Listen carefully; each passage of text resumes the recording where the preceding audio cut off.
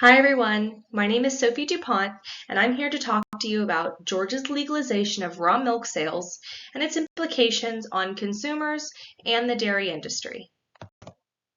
So, first, let's talk about what is raw milk. So, this new bill defines raw milk as fluid whole milk in its natural state from healthy cows or other hoofed animals like goats or sheep that has not received any heat treatment such as pasteurization or any further processing. Now, for those who don't know or don't aren't familiar with the dairy industry, pasteurization is the process of heating milk to sterilize it, thus killing any pathogens it contains. Now, any of the milk that we drink from the grocery store is federally required to be pasteurized. So this bill, the Georgia Raw Dairy Act, went into effect July 1st of this year, so just a couple days ago, and it controversially legalized the production, handling, transport, and sale of, as the bill says, raw milk for human consumption. Some of the bill's stipulations include that the raw milk must be produced by a grade A dairy with a permit, grade A meaning the milk is produced sanitarily enough to be consumed as a beverage, and it must be sold directly to the consumer, not through a retailer. Another stipulation of the bill is that all facilities, practices, and milk handling must comply with the bill's regulations, and that the dairies must submit to inspections and testing. Now, these are only two of roughly 31 stipulations on this bill, so it is pretty heavily regulated. Now, prior to this year, Georgia farmers could only sell their raw milk at retail locations under a state feeds license, labeling it as pet food. Now, consumers could pick it up and decide to consume it themselves. However, labeling it as such was not legal. Now, with everything being so heavily regulated until the first of this year, I would want to know, why was this bill enacted? Well, firstly, to provide goods to a growing niche market of customers.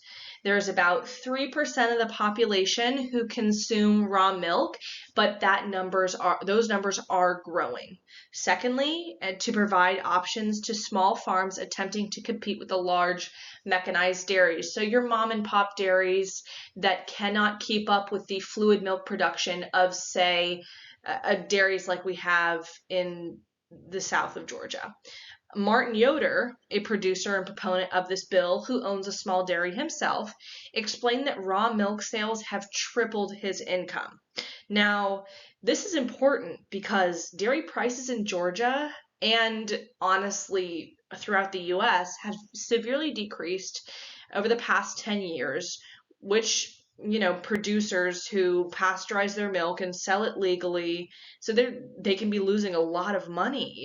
They're making approximately $1.05 to $1.47 profit per gallon, where raw milk as a more luxury product, costs less to produce because you're not taking those extra steps to pasteurize it, and can produce a profit of $4 to $15 per gallon.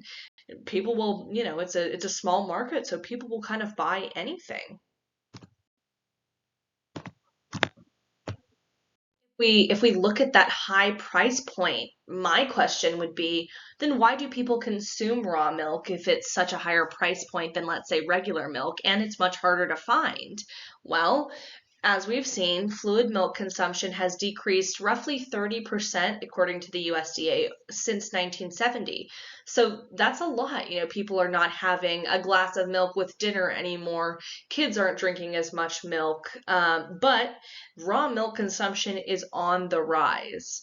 And most people believe, and I believe, that this is because of the health crazes and the media depiction of agriculture, especially in this 21st century. People don't want products that are, like we've talked about in this class, not organic or have hormones, those big scary words that are kind of thrown around.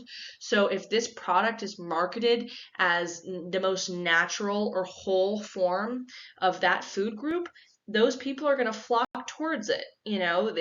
People claim that its benefits supposedly include a superior nutrient profile and that it can alleviate lactose intolerance, asthma, autoimmune conditions, and even allergies.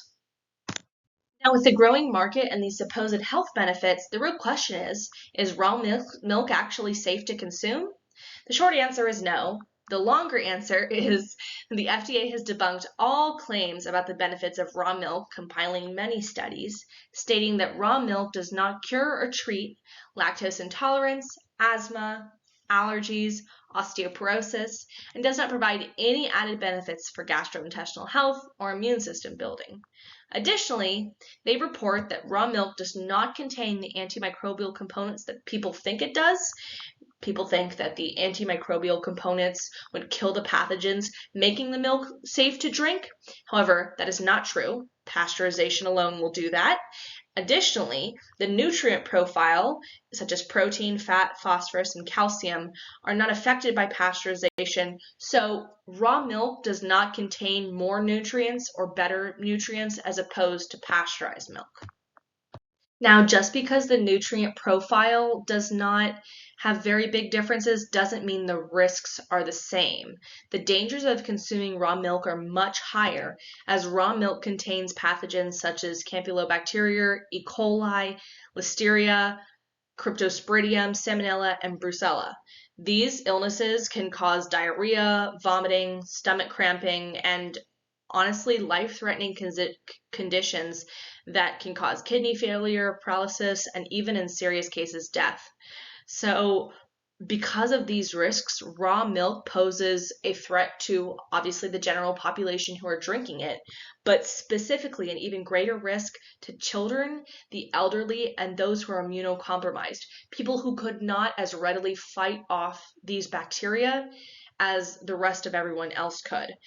Additionally, raw milk should never ever be consumed by pregnant women, as obviously all of these diseases are incredibly dangerous to them anyway, but also because Listeria could potentially result in miscarriage and fetus death. All of these risks have unfortunately been proven because between 1993 and 2012, raw milk or improperly pasteurized milk has caused roughly 127 recorded disease outbreaks, with many of those patients sadly being children. We've looked at the raw milk laws in Georgia, but what about the US? Well, in 1987, the FDA banned interstate sale or distribution of raw milk. However, since then, varying degrees of raw milk sales are legal in most US states.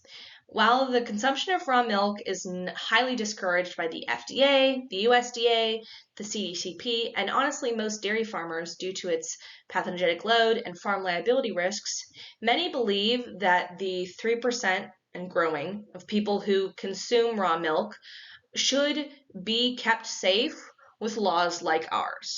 Fortunately, most dairy lovers, though, understand that the risks far outweigh the benefits.